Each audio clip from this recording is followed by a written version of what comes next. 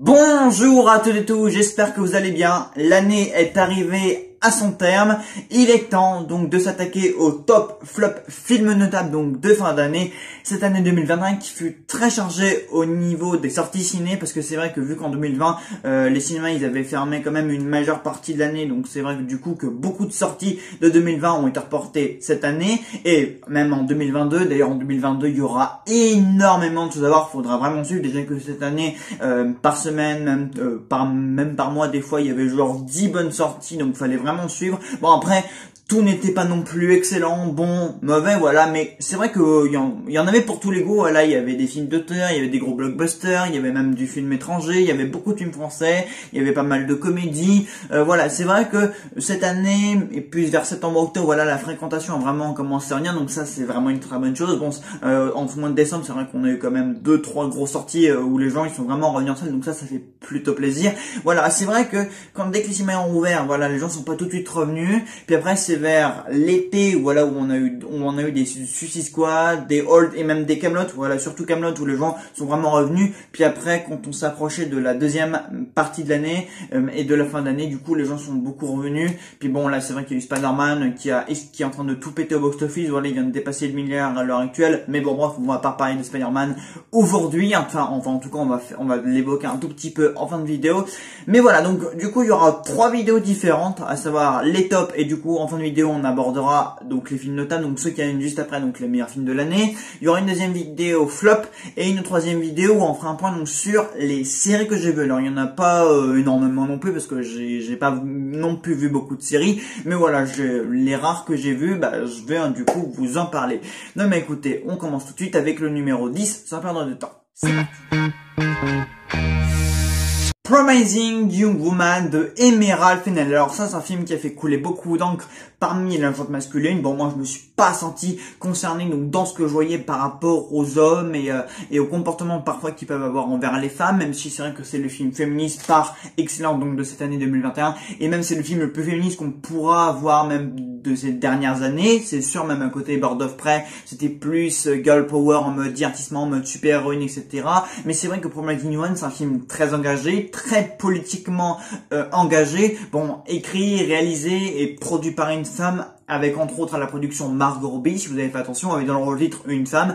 D'ailleurs, j'en profite pour dire que Carey Mulligan nous a fourni une excellente prestation, voilà, que ce soit physiquement, elle était métamorphosée, voilà, dans sa façon de jouer, le parcours de ce personnage, donc ici dans le film, voilà, je l'ai trouvé très convaincue, très investie, voilà, même à la fin, voilà, quand elle est déguisée en infirmière un peu pour faire fantasmer les mecs, elle était vraiment excellente, donc juste pour ça déjà, le film m'a bien marqué parce qu'elle m'a vraiment laissé un bon souvenir. Bon, c'est vrai que Carey Mulligan, je vous la connaissais déjà d'avant ce film-là, voilà, je savais déjà que c'était une très bonne actrice, qu'elle pouvait nous faire d'excellentes prestations, mais en tout cas, dans ce film-là, voilà, elle a vraiment très bien joué, même le premier plan, voilà, où on la voit, où elle semble ivrement, voilà, sur le canapé, à la vue, donc, d'éventuels prédateurs, je l'ai trouvé vraiment bien, voilà, le film, mais vraiment en avant son talent d'actrice, et voilà, bon, c'est vrai que c'est un rôle que beaucoup de femmes aimeraient jouer, voilà, ce rôle de femme qui veut se venger des hommes et de leur comportement de prédateurs sexuels et de chiens gueuleux. C'est vrai que voilà, que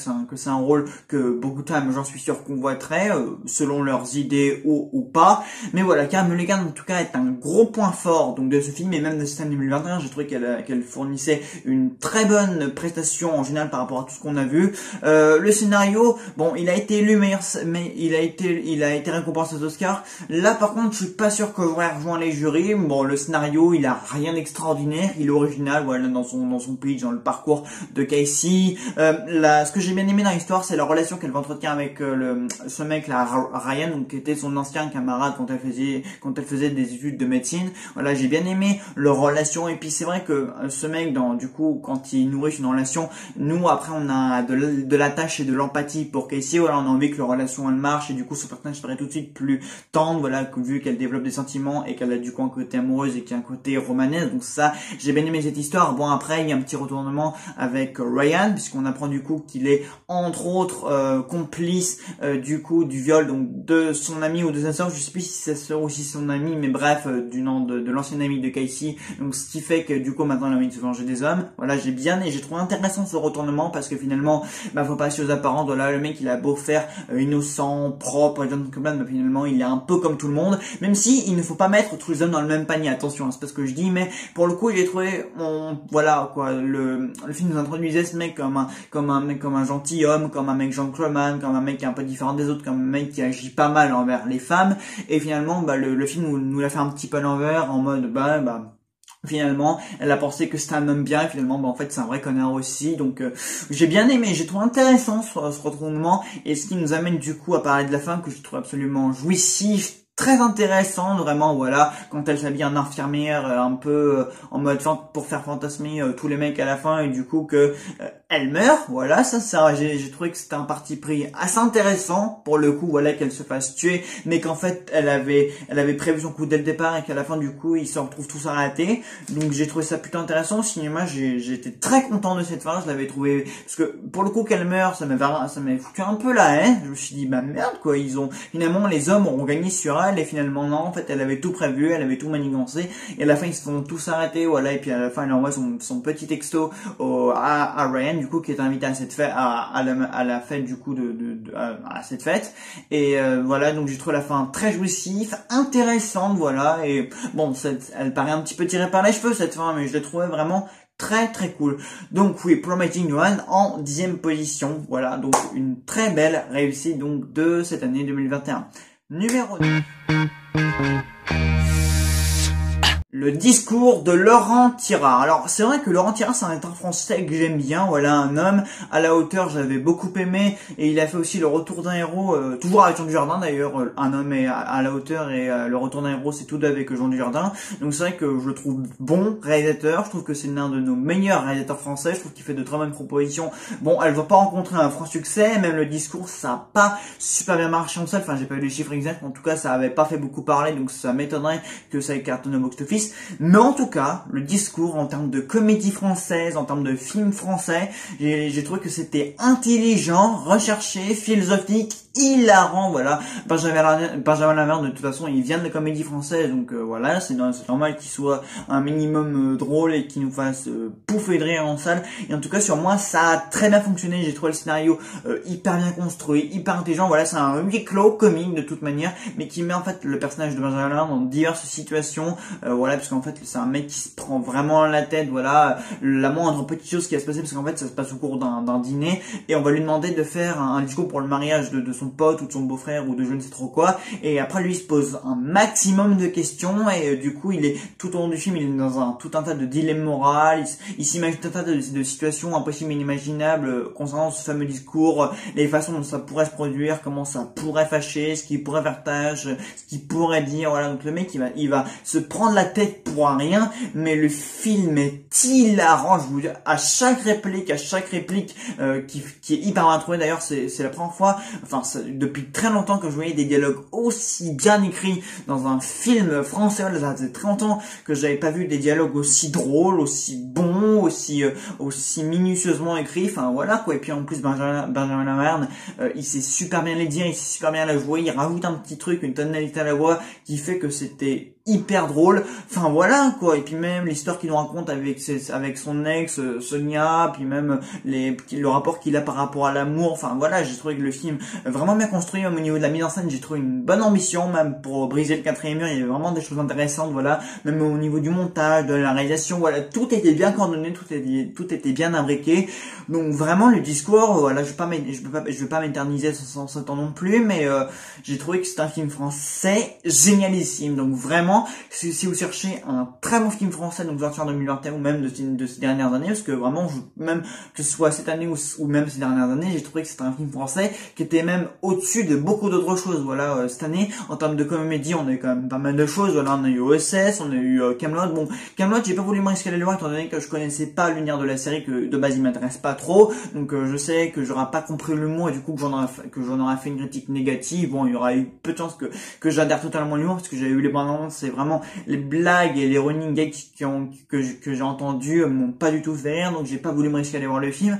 Mais voilà, en termes de comédie et de film français, le discours, c'est ce que j'ai vu de meilleur depuis des années. Je pense que même du coup que ce sera la comédie de l'année, quoi, que ce soit même par rapport aux autres films, même américains, etc.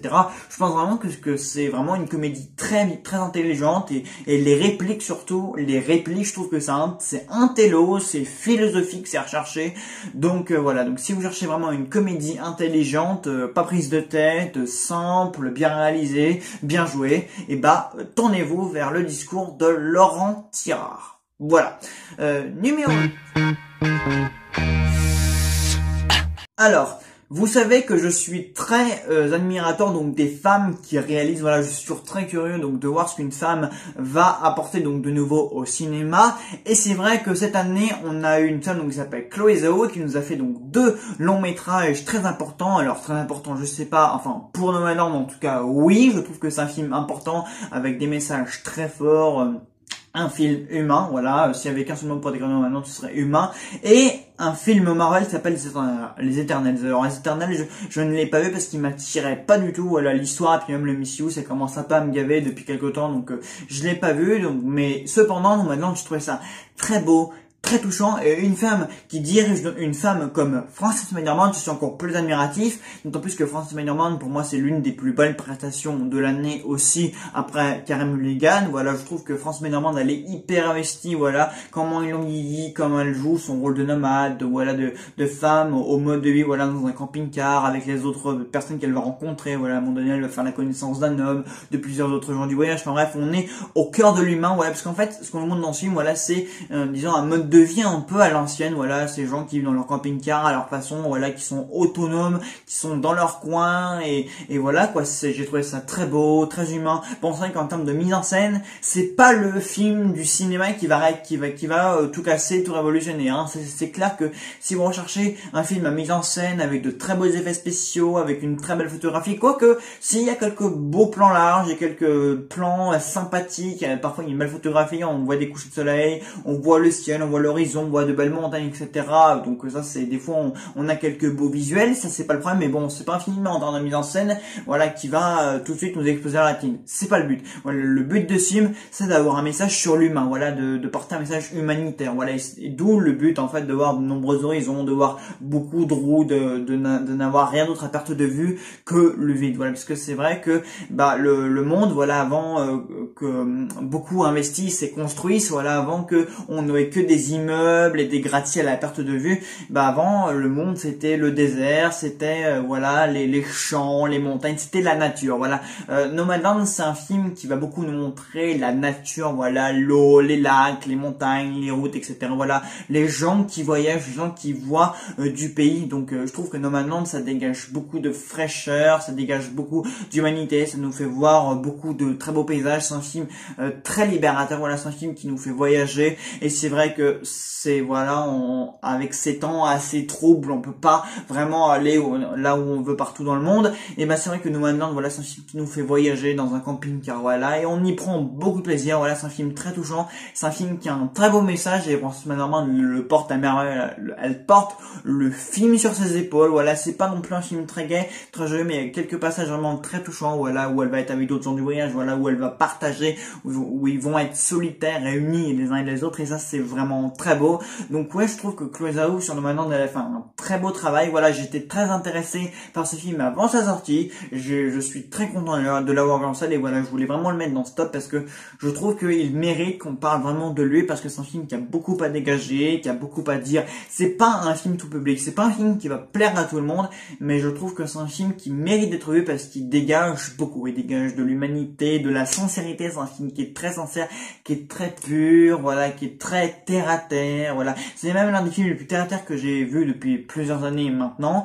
Donc voilà quoi, Nomadland, une très belle réussite, voilà, on suit le quotidien, la vie donc de cette nomade, donc jouée par Frances McDormand, et ça j'ai trouvé ça très beau, très frais, donc oui, je vous le recommande fortement pour celles et ceux qui ne l'ont pas vu. Numéro 7. Last Night in Soho de Edgar Wright. Alors, comme je l'avais dit dans ma critique, je suis très admirateur du travail de Edgar Wright, que ce soit la trilogie Cornetto, Baby Driver ou Scott Pilgrim. Voilà, j'aime beaucoup ce travail. Par contre, je suis très dépité que Last Night in Soho ait fait un four mondial au box-office, tant il a proposé, que ce soit au niveau de la photographie, de la mise en scène, du jeu des acteurs. Voilà, je trouve qu'Edgar Wright est un cinéaste qui devrait être plus adulé que ça. Voilà, parce que dès les premières minutes et cette séquence d'introduction très musicale avec Mackenzie Foy, voilà, donc qui entre en scène, qui danse, etc. Voilà, c'est un film très musical, très vivant, qui bouge beaucoup, qui a un message très fort aussi, voilà, qui va beaucoup mettre en scène une certaine partie de Londres où les femmes du coup étaient traitées comme des chiens parce qu'elles voulaient percer dans le milieu artistique, et que pour percer dans le milieu artistique, soit la danse, soit le cinéma, et parfois faut faire le tapin, hein, très clairement. Bon, je pense que vous m'avez compris, j'ai pas besoin de vous faire un dessin. Et voilà, c'est un film qui a beaucoup traité de ça, mais sous un angle assez différent, un regard assez innocent. Donc le personnage joué par Michael St. du coup, qui va assister au parcours de cette chanteuse de cabaret, donc jouée par Anya Taylor-Joy, donc qui fait une très belle prestation et qui donne à rappeler qu'à Matt Smith, que je trouve excellent aussi. Voilà, moi je le connaissais un petit peu en tant que Docteur Who, mais là c'est vrai que dans ce rôle-là,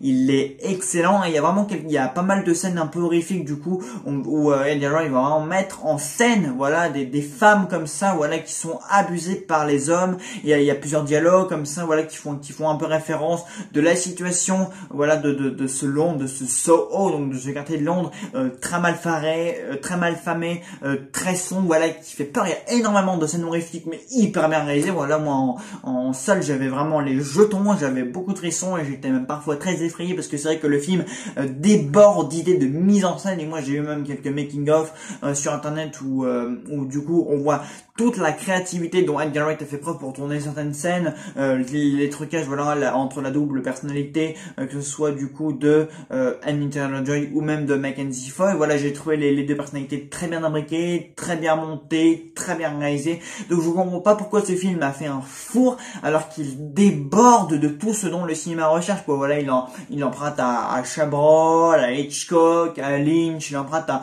énormément de grands réalisateurs. Voilà, il emprunte à beaucoup, il mixe tout ça, et il recycle un peu tous ces genres cinématographiques là, voilà, que ce soit un peu le giallo, le thriller, les films à suspense, etc. Même du coup la chambre à coucher où dort Mackenzie Foy, elle a un peu tiré de chez Hitchcock, un peu de chez Lynch, etc. Il y a vraiment des séquences très intéressantes. Voilà, le retournement final il est très intéressant, la façon à la fin dont le scénario il est un petit peu détourné, voilà, j'ai trouvé ça génialissime. Voilà, c'est un film dont il est très compliqué de parler, parce qu'il y a des choses en fait qu'on a vu dans ce film et qu'on n'a même pas encore vu dans le cinéma, là, qui ne peut même pas être décrit avec des mots. Mais je peux vous le dire, voyez Last Night in Soho, parce que c'est un film qui est très intéressant, qui propose des thématiques génialissimes. Voilà, la séquence d'introduction elle est géniale, la fin elle est formidable, Anya Taylor-Joy elle confirme encore et toujours son talent, Mackenzie Foy elle joue très bien aussi. Voilà, j'ai rien à leur reprocher. Matt Smith il est formidable, voilà, il joue un antagoniste très bien travaillé, un antagoniste un petit peu chien galeux, si je puis dire ça, un peu pervers. Voilà, il va y avoir des retournements de situations très intéressantes. Mais voilà, c'est vrai que Last Night in Soho, c'est un film qui est très compliqué d'aborder, tant il recèle de créativité, d'intimité, de messages forts, tant il y a à dire sur sa mise en scène, sur sa lumière, parce qu'il y a vraiment des lumières très intéressantes et très spéciales par moment. Voilà, il y a un rouge qui ressort très souvent, il y a aussi un jaune qui a pas mal à ressortir, il y a des petites astuces de montage, de réalisation que j'avais encore jamais vu, donc c'est compliqué de mettre des mots sur tout ce dont on recèle sur le métrage, qui est génialissime. Voilà, c'est une Soho, j'en suis ressorti très convaincu. Voilà, j'avais vraiment pris mon pied devant, et je n'en regrette pas du tout de l'avoir vu en salle, surtout parce que c'est un film qui est primordial de voir en de très bonnes conditions, voilà, pour vraiment apprécier tous les petits détails et tous les petits trucs cachés de ce film-là. Donc oui, allez, voyez Last Night in Soho, et voilà, quoi, très clairement, c'est un film génialissime. Donc oui, Last Night in Soho en 6e position. 6e position. si quand j'ai créé ma chaîne YouTube en juin 2020, on m'avait dit que le dernier James Bond en date et le dernier avec Craig, soit le 25e plus et le dernier de l'ère Craig, serait, ou en tout cas figurerait dans mon top film 2021, je crois que je ne l'aurais jamais cru. Parce que, pour celles et ceux qui ont vu ma vidéo quand le film était sorti, vous savez que je ne suis pas fan de James Bond, normalement. Voilà, j'aime pas vraiment cette saga, j'y ai jamais accroché. Et il y a que les films avec Daniel Craig auxquels j'ai vraiment accroché, que j'ai bien aimé, etc. Je sais pas pourquoi Daniel Craig avec ce qu'il apporte au personnage, j'aime bien. Et bah, dans No Time to Die, j'ai trouvé tout ce que je n'avais pas trouvé dans un autre James Bond. À savoir, j'ai l'impression que Fukunaga, en fait, il a pris un peu la franchise de James Bond à revers. Par exemple, prenons un exemple très simple. Pierre Brosnan, en fait, le James Bond avec qui j'ai connu la franchise. D'ailleurs, c'est peut-être pour ça que j'aime pas la franchise, c'est que Pierre Brosnan, maintenant que j'y réfléchis bien, il incarne tout ce que j'aime pas en James Bond. Voilà, un coureur de jupons, un mec playboy, séduisant. Quand on voit Daniel Craig, il a rien de vraiment très séduisant. Voilà, c'est pas un mec super sexy qui ferait détourner le regard de toutes les nanas qui croisent sur son passage. Mais bon, c'est ce que fait le James Bond de Craig, vu que c'est son personnage en lui-même. Normalement, voilà, James Bond, c'est un dragueur, c'est un playboy, voilà, c'est un espion très séduisant. Voilà, la moindre nana, il la fout dans son lit. Voilà, c'est comme ça James Bond. C'est exactement ce personnage-là. Et bah, pas dans No Time to Die, figurez-vous. Et ça, il avait un petit peu enseigné dans Spectre. Sam Mendes avait commencé à enseigner ça dans Spectre avec le personnage de Madeleine justement, donc Léa Seydoux. Et d'ailleurs Léa Seydoux, c'est mon personnage préféré du film. Voilà, comme ça c'est dit, c'est fait. C'est pas non plus une grande actrice Léa Seydoux, mais quand même dans ce film-là, d'ailleurs j'ai trouvé vraiment qu'elle jouait bien, que ses émotions ressortaient bien. Et d'ailleurs c'est vraiment sa relation avec la relation Bond Madeleine Swan. C'est ce que j'ai trouvé de mieux dans le film. Voilà, comment ils ont développé cette relation, même s'ils en ont fait, parce que du coup les deux ont une fille maintenant, donc ils ont fait d'un James Bond un père de famille. Et cette idée-là, et bah, j'ai trouvé que c'était un parti pris extrêmement intéressant. Alors, quand j'avais fait ma critique, certains m'avaient dit, oui, mais James Bond, il avait marié une fois dans un Bond dans les années 60, dans les années 70. Alors, peut-être, oui, parce que c'est vrai que pour moi, du coup, tel que je le voyais, je pensais que c'était l'unique fois qu'on l'avait vu dans ce statut-là. Donc, du coup, je ne connais pas les autres James Bond, voilà, donc je pourrais pas savoir s'il y avait déjà eu un James Bond qui s'était marié ou qui avait eu des gosses dans un autre film. Donc, je suis désolé. Donc, merci à celles et ceux donc qui m'ont indiqué ce renseignement en commentaire donc dans ma critique. Mais en tout cas, ce James Bond là, ce qu'ils en ont fait dans ce film là, je l'aime beaucoup. Vraiment, je trouve que c'est astucieux, voilà. Et puis vraiment la relation qu'il entretient avec Madeleine, elle est charnelle, elle est romantique, voilà, le côté romantique au début, voilà, quand ils sont en Jamaïque, j'aime vraiment bien, je trouve que c'est une très bonne idée. En Jamaïque ou à Cuba, en tout cas, les décors sont magnifiques au début, c'est vraiment bien. Même le flashback au début, donc qui introduit l'enfance de Madeleine Swan et le méchant Safin, j'aime vraiment bien, voilà, le fait de ne pas commencer directement par James Bond, mais plutôt par Madeleine Swan, parce que en clair pour moi c'est vraiment le meilleur personnage du film. Vraiment, je trouve que sur Spectre et sur No Time to Die, c'est vraiment un personnage vraiment qui a du potentiel et qui existe vraiment à l'écran dans ce film-là. Donc ça déjà vraiment c'est un point positif. Anna de Armas, on la voit pas assez, je trouve, mais la scène d'action qu'elle a avec Bond, en tout cas, j'ai trouvé excellente. Christophe Waltz, on le voit pas beaucoup, mais la seule scène qu'il a, elle est génialissime. Bon, déjà Christophe Waltz, hein, quel acteur, hein, déjà. Enfin, Christophe Waltz, tu pourras le faire jouer juste 2 minutes, il te volerait la vedette d'un film de 3 heures, hein. Ça c'est pas compliqué, Rami Malek en méchant, bon, ça va peut-être être là le plus gros point faible du film, enfin le petit atout, la petite chose négative du film. Mais entre nous, c'est pas gênant. Hein. Entre nous, encore une fois, tout ce qui est positif, pour moi, ça a pris le dessus et ça fait que le film se retrouve en top 2021. Encore une fois, les scènes d'action sont géniales. La fin, je l'ai trouvé géniale. Voilà, le fait de faire mourir James Bond, c'est un très bon parti pris. Honnêtement, voilà. Honnêtement, ça, Madeleine Swan, tout le côté père de famille, etc., font que j'ai vraiment beaucoup aimé ce James Bond. J'en attendais absolument rien. De base, je ne l'attendais même pas. De base, je ne voulais même pas aller le voir.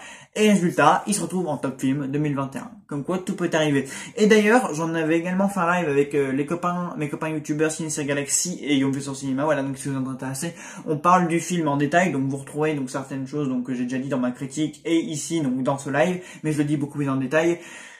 Donc voilà quoi, No Time to Die en 5e position, voilà, j'ai beaucoup aimé, même niveau photographie, même niveau mise en scène, niveau divertissement, il y a des choses quand même qui sont super différentes, c'est plus ambitieux, c'est plus recherché, voilà, même Daniel Craig il apporte encore autre chose, pareil pour Léa Seydoux, elle apporte encore autre chose à son personnage, elle apporte encore plus de profondeur à l'histoire, encore une fois Christophe Waltz il apparaît peu, mais qu'est-ce qu'il est bien, Anna de Armas on le voit pas assez, mais c'est dommage, pareil pour Q, Ben Whishaw, j'aime bien son personnage, encore une fois, il apporte toujours cette tendresse au personnage là.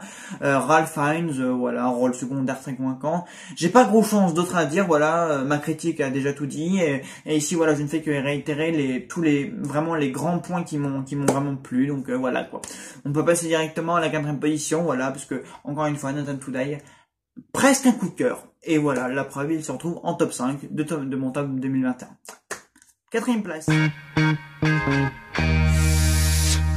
The Father de Florian Zeller. Alors, c'est pas compliqué, Anthony Hopkins, Oscar du meilleur acteur, amplement mérité, il porte le film sur ses épaules, voilà. Je pense que The Father, ça va être le grand drame de 2021, je pense que c'est même l'un des plus grands drames, huis clos, film psychologique avec un sujet tabou comme ça, donc d'un vieil homme qui est atteint de la maladie d'Alzheimer, il confond un peu tout le monde, qui a une situation qui s'en mêle les pinceaux de ces dernières années, quoi. J'ai pas le souvenir comme ça d'avoir vu un drame comme ça, où on peut s'investir aussi émotionnellement, aussi psychologiquement parlant dans un film, quoi.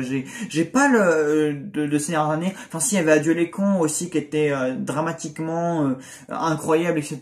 Mais c'est totalement différent. Le registre, le contexte, tout est très différent. Mais quand même, Adieu les cons, dans son aspect dramatique, était aussi très fort. Mais j'ai pas le souvenir d'avoir un film comme ça, un peu huis clos, qui traite un peu, je sais pas moi, de l'euthanasie ou de l'Alzheimer qui est sorti. Dites-moi dans les commentaires si vous avez vu des films un peu dans ce genre-là, que ce soit cette année ou même l'année d'avant ou encore l'année d'avant. En tout cas, vraiment The Father, c'est un film qui est impactant, c'est un film qui marque, quoi. C'est un film qui reste, quoi. Quand tu sors dans la séance, c'est pas un film qu'on va oublier 2 heures après ou même 2 jours après. Vous voyez la preuve, puisque je vous en parle, je m'en souviens vraiment encore, quoi. J'ai vraiment le souvenir, voilà, de ce film où Anthony Hopkins s'en mêle les pinceaux, il confond tout le monde, les situations il les inverse, les personnes à chaque fois qu'ils viennent lui rendre visite, il les inverse, il confond les liens qu'elles entretiennent avec lui. Enfin, c'est un film qui est très confusant, où même nous, du coup, spectateurs, on finit par être embrouillé, on finit par se dire attends, mais qu'est-ce qui se passe là, on a déjà vu cette situation ou ce dialogue là, on l'a déjà entendu, mais en fait on comprend que le scénario, que ce qui se passe dans le film, c'est l'image en fait du personnage d'Anthony Hopkins, quoi, parce que du coup dans sa tête, vu qu'il perd la mémoire, en fait c'est là où le scénario est extrêmement malin, où le scénario est extrêmement fort et du coup où le tout est bouleversant, c'est qu'en fait le film nous emmène les pinceaux parce que le personnage est complètement perdu dans sa tête, voilà, il est complètement il ne sait plus où donner de la tête, quoi. Il confond sa fille, il confond sa belle-fille, il confond son frère, il confond son beau-frère, il confond toutes les personnes qui voient la même situation, encore une fois. Et c'est là où le film est totalement réussi, c'est que le scénario parvient à être fluide. On nous donne toutes les informations qu'il faut avoir, qui est qui a un lien avec qui, quelle situation, qu'est-ce qui se passe, et après on nous mélange tout, on inverse le scénario, et c'est là où pour moi repose toute la force de ça, c'est qu'en fait le scénario, c'est Anthony Hopkins, quoi. Anthony Hopkins est au milieu de tout ce cafouillage, de tous ces personnages, et du coup on peut vraiment s'identifier et avoir de la peine pour ce qu'Anthony Hopkins vit, quoi. Et c'est vrai qu'en plus c'est un film qui est pas facile, puisque les personnes par exemple qui ont des parents ou des grands-parents qui sont atteints de cette maladie-là, ils peuvent vraiment se reconnaître en ce que ces personnages, en ce que les personnages qui leur rendent visite vivent, quoi, parce que c'est pas facile en fait quand on va rendre visite à son grand-père ou à son père en fait qui est Alzheimer et qui ne nous reconnaît plus. Ça fait longtemps que j'ai pas vécu ça, parce qu'en fait moi j'ai perdu mes grands-parents extrêmement jeunes, j'avais 9-10 ans quand mes grands-parents sont morts, donc c'est pour vous dire, voilà, je place ça comme ça, c'est juste histoire de vous dire un peu. Donc moi c'est vrai que cette situation-là je peux pas la vivre, puisque moi ça fait très longtemps que j'ai pas vécu cette situation. Enfin ça fait 10 ans en fait que mes grands-parents sont morts, donc si vous voulez à ce niveau-là pour moi c'est un peu compliqué de m'identifier un peu à ce film, mais quand même j'ai quand même été émotionnellement investi dans cette histoire. Mais pour les personnes qui vraiment vivent ça, qui ont une personne qui a cette maladie-là, ou en tout cas une personne qui est malade psychologiquement, c'est très compliqué. Donc c'est pour ça que ce film est très fort et vraiment bouleversant et extrêmement réussi. Voilà, vraiment, The Father, c'est un drame d'une force, d'un impact incroyable. Et Anthony Hopkins, juste, je l'applaudis, je lui fais mes éloges. C'est un immense acteur, ça ne se fait pour personne. mais c'est vraiment un film d'une grande force, et Florian Zeller lui a, enfin voilà quoi, il a su mettre en avant tout le talent d'Hopkins, voilà, puis en plus c'est une sorte de, c'est un huis clos, voilà, c'est dans un grand appartement, on ressent toute la solitude du personnage d'Anthony Hopkins, enfin ouais, c'est un film très dur, très dense, très fort, un des meilleurs de 2021, ce qui explique qu'il se retrouve en 5e place, attendez, je vérifie mon, ouais, c'est en 5e place de ce top 2021, donc voilà. 4e place.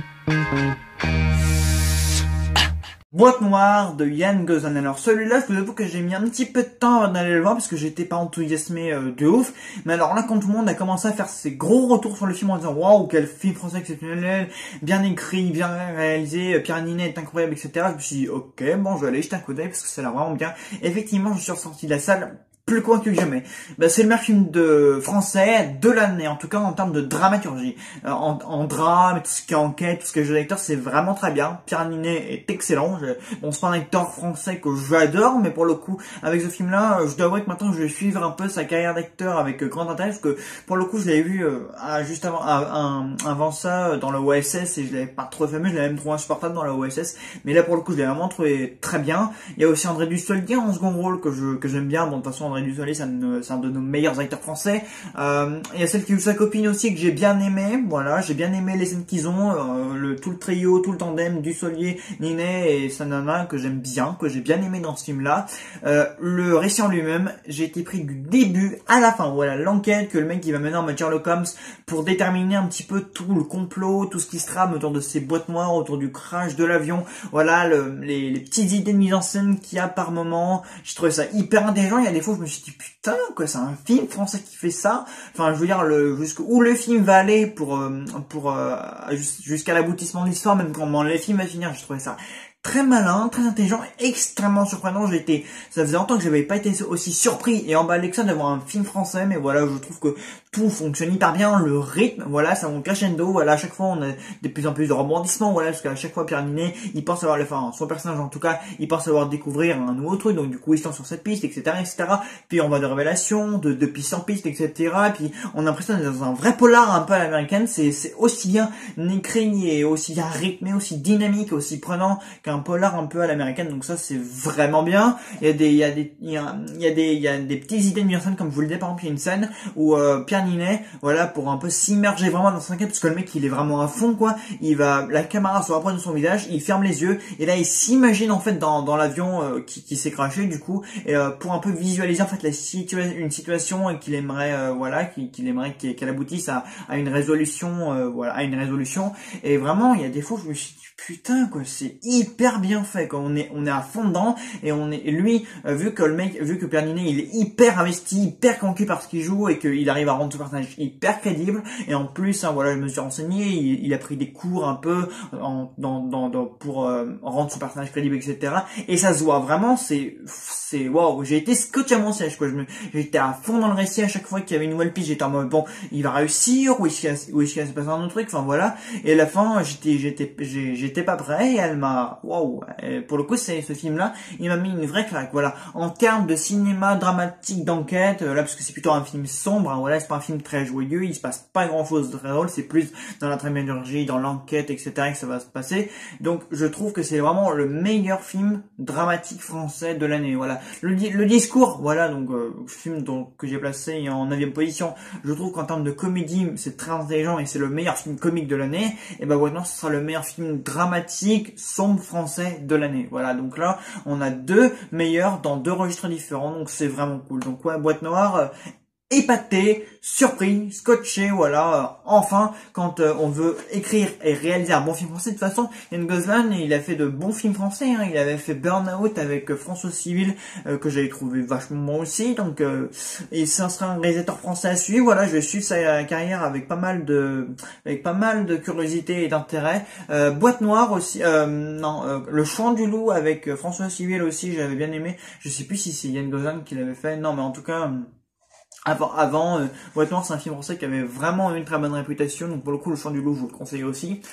parce que beaucoup, je sais pas pourquoi tout le monde avait fait la comparaison entre du coup Boîte Noire et Le Chant du Loup, mais dans tous les cas les deux films sont vraiment excellents. Quoique Boîte Noire a vraiment un fond et une surface beaucoup plus passionnante, qu'on est vraiment plus pris dans cette histoire. Comme l'introduction elle nous met directement dans le bain, la fin on est directement surpris. Enfin je veux dire la fin on se la prend pas dans la gueule quand on n'est pas surpris, on se dit en mode d'accord, ils finissent leur film comme ça, bon, c'est très bien. Puis même le climax, waouh, quoi, c'est un peu une course contre la montre, enfin, voilà, quoi, j'ai vraiment beaucoup aimé, même le sujet, il est intéressant, et puis même le scénario, comment il est construit, comment il est joué, comment il est mis en scène, on est vachement dedans, quoi. Enfin, moi, j'étais, waouh, quoi, je voulais vraiment savoir, et puis même, je voyais les gens à côté de moi, ils étaient vraiment à fond dedans, quoi, c'est dingue, mais quand un film français est bien écrit, et bien joué, et que tout est fait pour rendre le tout crédible et le sujet prenant, et ben, voilà, on est à fond dedans. Et ce qui fait que Boîte Noire se retrouve en 4e position. Voilà.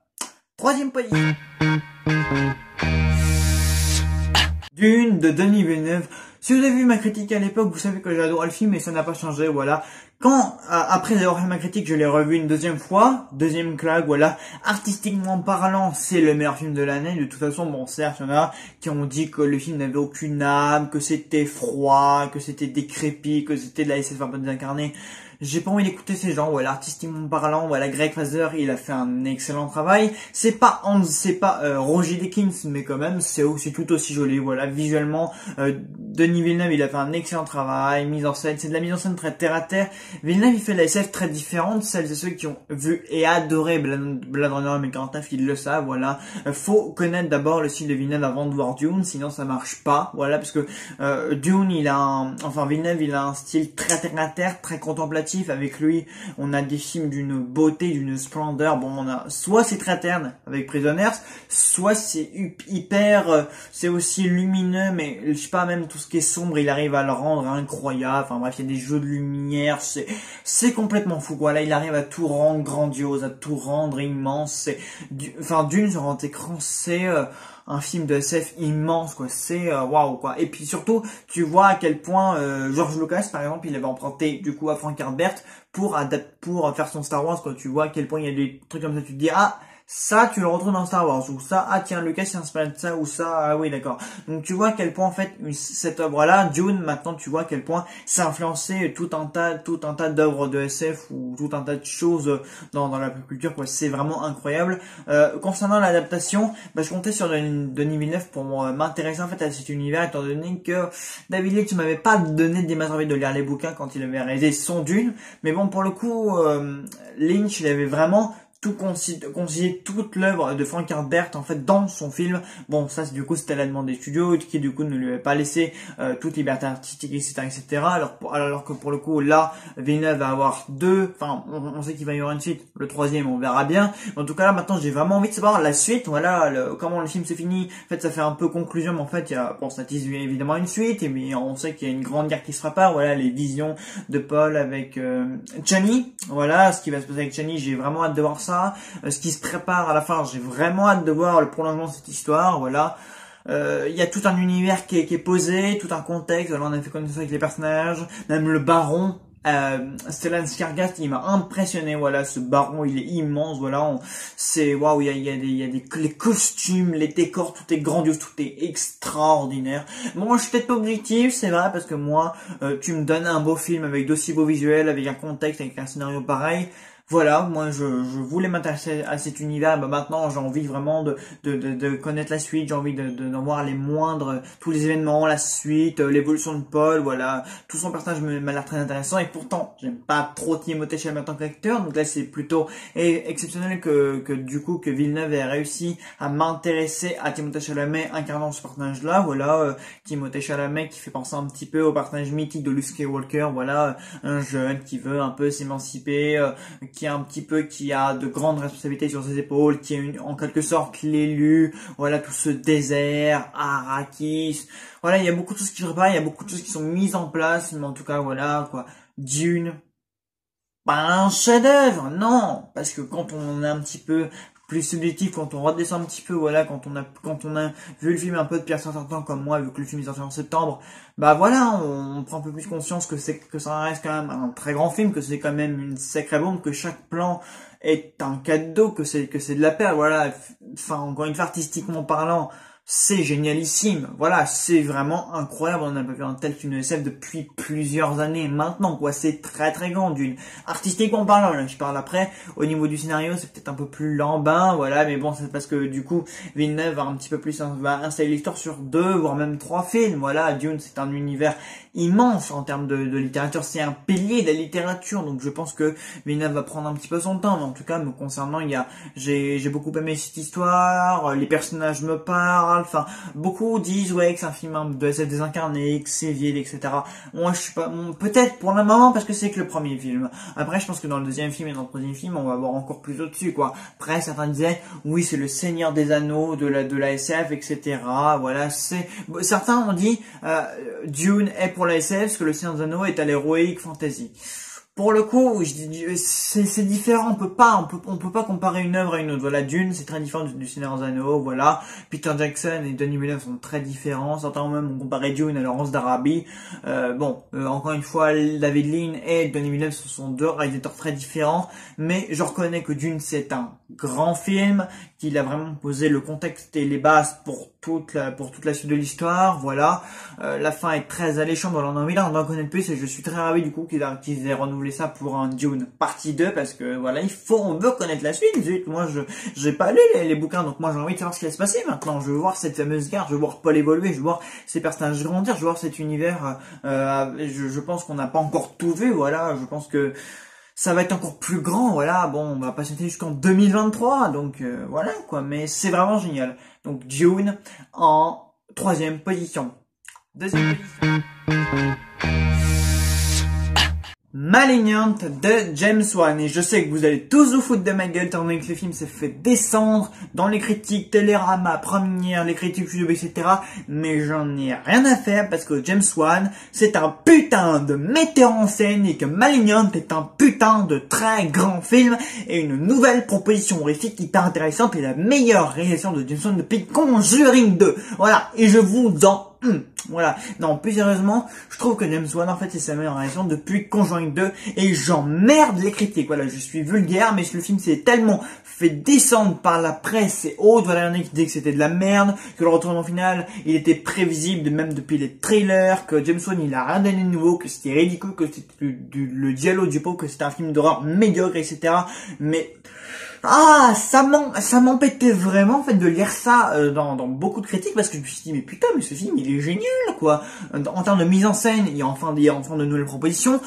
James Wan c'est l'un des seuls mecs qui fait de l'horreur et qui arrive à nous faire peur avec autre chose que des jumpscares prévisibles à 2 km à l'heure parce que vraiment quoi il y a des plans, il y a des propositions, il y a des jeux de lumière, on retrouve la patte de James Wan quoi, limite la maison de l'héroïne plongée un peu dans la brume, entourée d'arbres un peu étranges. Voilà, c'est typiquement son genre dans les films toujours un peu quand il met en scène des maisons un peu où il se passe un peu des événements étranges, voilà, ou même dans le noir, il sait bien le filmer, il sait bien nous faire peur. James Wan, il est doué pour ça, c'est son truc, voilà, il sait mettre des choses en scène.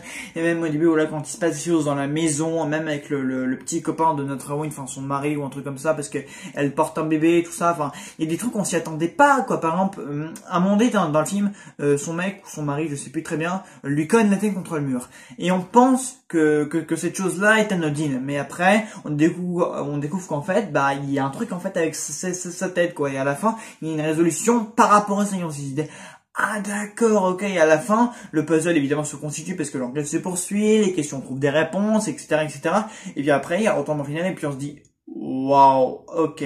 Moi, sur mon siège, j'ai pas compris quoi, ce que je voyais, j'étais en mode, ok, d'accord, bon, bah ok, t'es très intelligent, tu m'as complètement surpris par la surprise, bien joué. Encore une fois, James Wan m'avait totalement Je pouvais même plus dire un mot. Et quand je suis sorti de la salle, j'étais vachement ravi. Je me suis dit, bah voilà, une bonne proposition de mise en scène, quoi. Il y a une scène, à un moment donné, dans une prison, et en parallèle dans un commissariat de police. Dans la prison, il y a plein de meufs autour d'elle, etc. Et à un moment donné, James Wan, il enroule, mais il te filme une scène de fight, mais génialissime. Aussi gore que jouissif. C'est génial. Pareil, il y a une scène dans une commissariat en mode un peu jeu vidéo, où en mode le démon, il attaque tout un tas de flics qui sont présents dans le commissariat. C'est génial. Il y a une autre scène aussi qui est vraiment géniale, une scène de course-poursuite entre l'un des flics et le démon, du coup, une scène qui va se poursuivre pendant genre 5-6 minutes, un truc comme ça, hein. Et enfin, dans ce film-là, les flics ne se font pas buter au bout de 1 ou 2 secondes après que l'antagoniste, ou en tout cas le truc un peu, l'obstacle les ait tués au bout de 5 minutes. Ça fait vraiment plaisir. Vraiment, il y a, en termes de mise en scène, il y a vraiment des idées. Par exemple, à chaque fois que l'héroïne assiste à un meurtre qui est censé se dérouler à plusieurs kilomètres de chez elle, alors qu'en vérité, elle reste chez elle, dans son lit où elle se trouve, et bah, c'est vraiment, par exemple, il y a la caméra fait une rotation comme ça, et le décor va changer, vous voyez, c'est l'héroïne par exemple, elle reste sur place, elle bouge pas, et c'est la caméra qui fait un pivot, voilà, un espèce de quart comme ça va tourner autour d'elle, et le décor va changer, du coup, pour se transformer en le décor où le meurtre, où du coup se passe, vous voyez ce que je veux dire, et c'est vraiment ça qui est incroyable, hein. Et même par exemple du coup à un moment donné, elle va assister à un meurtre donc d'une personne donc en train de prendre sa douche et le flic va intervenir. Et cette scène là elle est super efficace parce qu'après il y a une course poursuite qui s'ensuit, etc.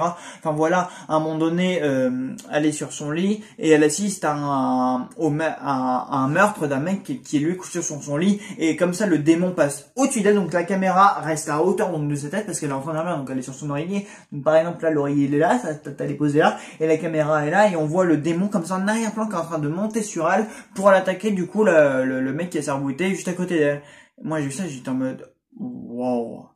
Et bah putain, ça c'est la mise en scène. Vraiment, j'adorais ça. Pareil, il y a des jeux de lumière intéressants. Tu penses que il y a des fois où tu penses que Jameson il va nous faire du jumpscare intéressant, tu sais par exemple quand il y a des petits coins sombres et que du coup il y a un personnage voilà qui regarde ce coin sombre qui se dirige, etc. Et ben non, et du coup là où on s'y attend le moins, Jameson nous fait peur, et là où on s'y attend le plus, Jameson ne nous fait pas peur. Toi, il nous dit vous pensez que je vais vous faire un jumpscare à la con? Non. Et ben là, je vous fais peur et vous y attendez pas. Merci James Wan, t'as compris que en 2021, ou en tout cas à l'ère de l'année 2020, ce ne sont plus des putains de jumpscares à la mort moelle qui nous font plus peur. Et ça fait plaisir. Et ça, je te remercie d'enfin d'arrêter de prendre les spectateurs pour des cons, quoi. Parce que à un moment donné, les jumpscares à la mort moelle qui nous font frissonner juste un tiers de seconde, ça va mettre 5 minutes. Voilà, regardez les films de James Wan et ayez la peur de votre vie, ou alors regardez Conjuring 1 et Conjuring 2 qui sont des films avec une mise en scène presque irréprochable au niveau du cinéma de genre, et voilà. Enfin, ça fait plaisir. Voilà, bah écoutez, on passe à la mention honorable, puis au numéro 1. Avant de vous dévoiler mon top 1, donc je voulais revenir sur un film qui a beaucoup marqué les esprits en début d'année, c'était vers mars, oui c'est ça, c'était vers mars, un film qui a été éclipsé de nos esprits parce que du coup les cinémas auraient ouvert donc quelques semaines après, un film qui a été fortement attendu par énormément de gens à travers le monde, un film qui a mis beaucoup de temps à voir le jour sur HBO Max, un film qui a été réalisé par Zack Snyder, et ce film c'est la Zack Snyder Justice League, vous savez, ce film de super-héros de 14 qui nous a tous mis une grosse claque dans la gueule. Oui, bah disons qu'en fait ce film-là aurait pu être beaucoup plus haut dans mon top, enfin il aurait même pu être premier, j'ai hésité, mais du coup je me contente de le mettre en mention honorable donc entre la première et la deuxième place, du coup voilà, donc je le mets en première place puisque les cinémas en revers et du coup en fait ce film a été éclipsé de mon esprit. Et il y a quelques jours, voilà, quand je bosse encore sur mon top 1, je me suis dit, putain mais c'est vrai qu'on avait eu le Snyder Cut quand même en mars dernier, vous voyez, j'avais presque oublié ce film. Oui, honte à moi, j'ai oublié le Snyder Cut et du coup, bah je me suis dit, bah ouais, bah c'est vrai que ce film était putain de incroyable. Vraiment, je vous invite à aller voir ma critique et j'avais aussi fait un live avec mon ami Sinister Galaxy et 2-3 autres collègues youtubeurs, donc je vais pas plus m'étendre sur le sujet, mais ouais, encore une fois, Zack Snyder a concrétisé sa vision et c'était génial, quoi, voilà, de la scène d'introduction, voilà, donc qui réiconise les personnages de Superman et du coup donc tout le climax, le sacrifice de Superman au début à la fin de BBS, c'était génial, la fin elle est formidable et on veut, moi je veux encore, je milite encore pour une le Snyderverse, donc pour la deuxième partie de la Justice League. Mais voilà, il y a tellement de scènes incroyables, voilà, il prend son temps pour développer tout ce qui est important, tous les personnages qui étaient sous-exploités, voilà, dans la maudite version de Joss Whedon, pour le coup. Voilà, Wonder Woman est toujours une héroïne génialissime. Ben Affleck est toujours un très bon Batman.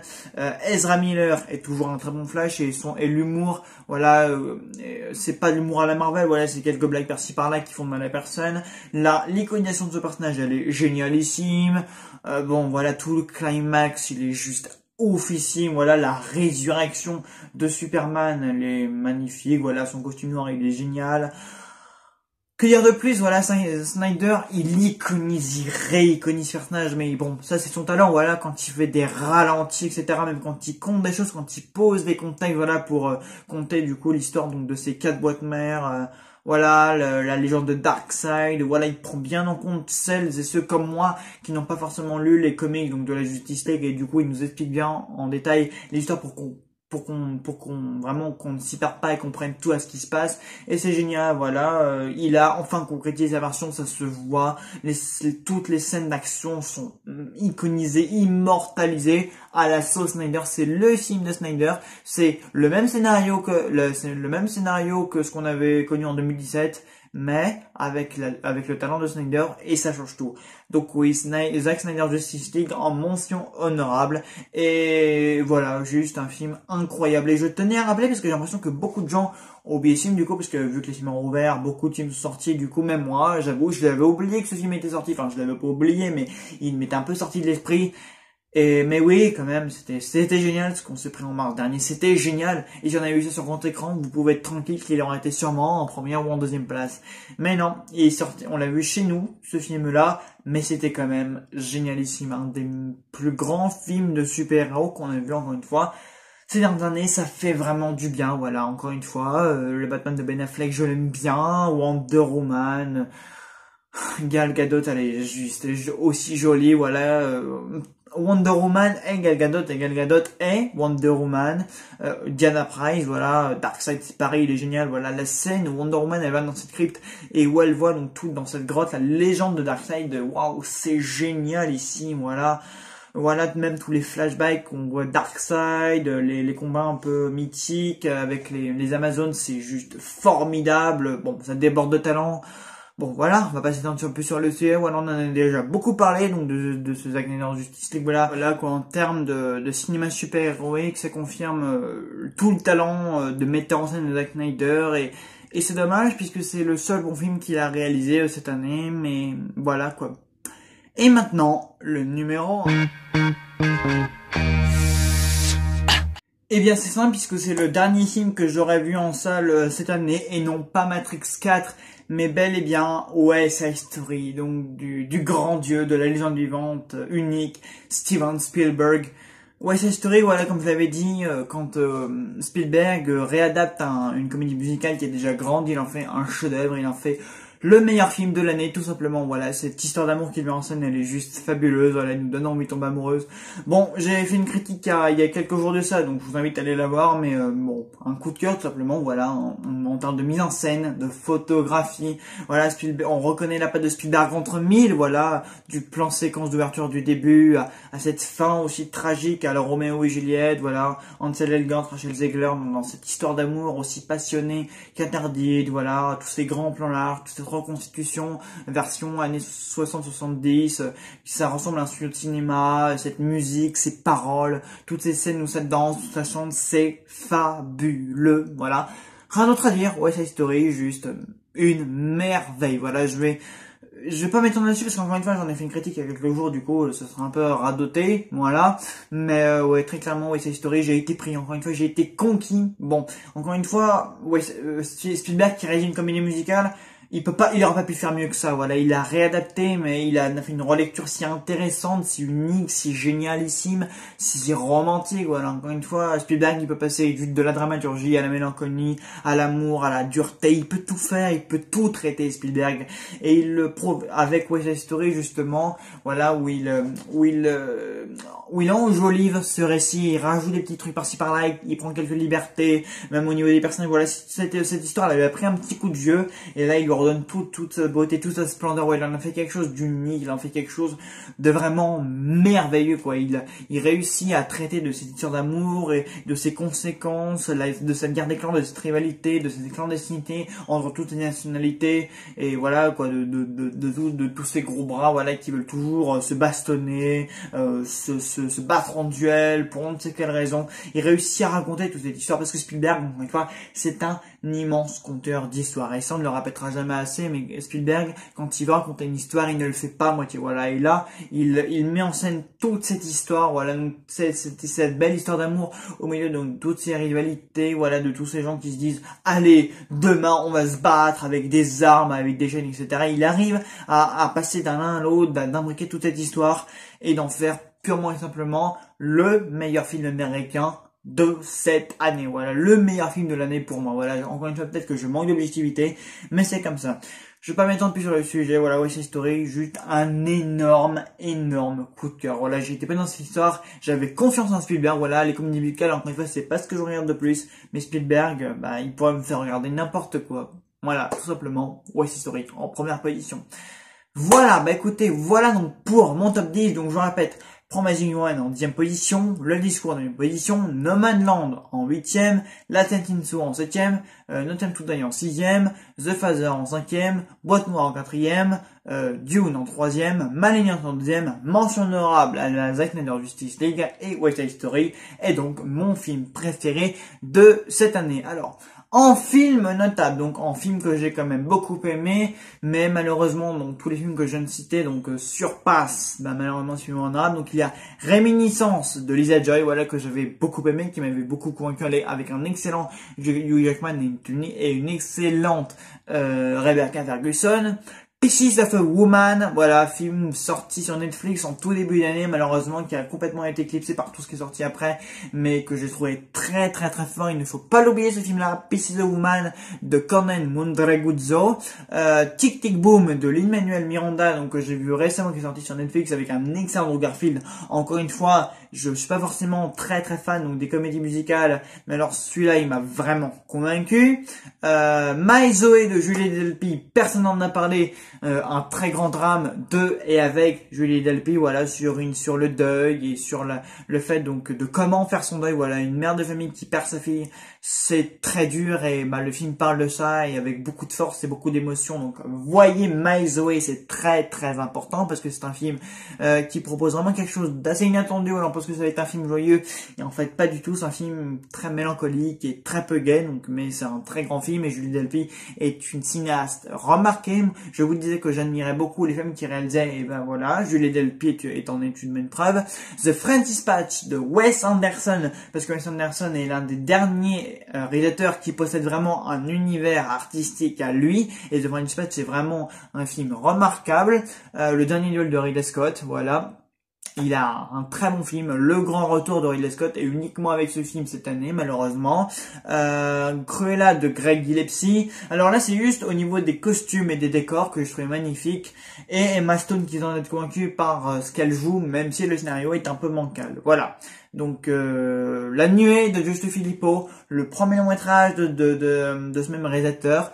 C'est un métrage vraiment remarquable, je vous le conseille. Voilà, c'est du Cronenberg avec un message social. C'est du Cronenberg, mais un peu recyclé avec un message social vraiment fort. Voilà, il y a quelques scènes extrêmement réussies. La Loi de Téhéran, voilà, un film que je m'attendais pas du tout à aimer, et pourtant c'est un film extrêmement fort. Une plongée vraiment réussie donc dans les prisons de Téhéran avec de très bons acteurs. Titane de Julia Ducournau, alors ça, c'était ma séance choc de cette année. Je peux vous dire que des films comme ça, on n'en voit pas tous les ans, on en voit une fois tous les 15-20 ans. Encore une fois, c'est une femme qui la réalise, et vraiment, le talent d'Agatha Roussel m'a scotché à mon siège. Le film a été snobé aux Oscars, et c'est inadmissible. Voilà, je tiens à le dire, parce que Titane, il m'a fait tourner de l'œil presque quand je l'ai vu au cinéma, mais pourtant, quel film, mes amis, quel film. Titane, si vous ne l'avez toujours pas vu. Bon, âme sensible, parce que c'est un film très dur, c'est un film très éprouvant. Voilà, même moi, pendant que je regardais le film, ouf, Je sentais que j'avais des bouffées de chaleur, que j'avais mon ventre qui se crispait un peu, mais ce film en vaut le coup. Je peux vous garantir que Titan, c'est une expérience de cinéma qu'on ne vit qu'une fois dans sa vie, voilà. Benedetta de Paul Verhoeven, voilà, parce que Virginie Fira est juste excellente et que c'est l'un des plus grands films français de l'année, tout simplement, voilà. Mais en prenant du recul, c'est pas le meilleur de Paul Verhoeven, et c'est notre objectif 5 minutes, hein. Paul Verhoeven, il revient un peu sur de son cinéma, comme avec Basic Instinct, Showgirl, le Chiarel, etc., mais il est pas à la hauteur de ce qu'il a fait, voilà. Il a eu son ordre de gloire par le passé, mais voilà, mais Benedetta reste quand même un très bon film, que j'ai beaucoup apprécié. Et enfin, Les Deux Alfred, donc des frères Podalides, une comédie très réussite, mais niveau comédie, on a le discours seul, mais néanmoins, Les Deux Alfred possède un message sur l'informatique et sur le multimédia, sur l'internet, etc., très intéressant, et les frères Podalides sont très doués.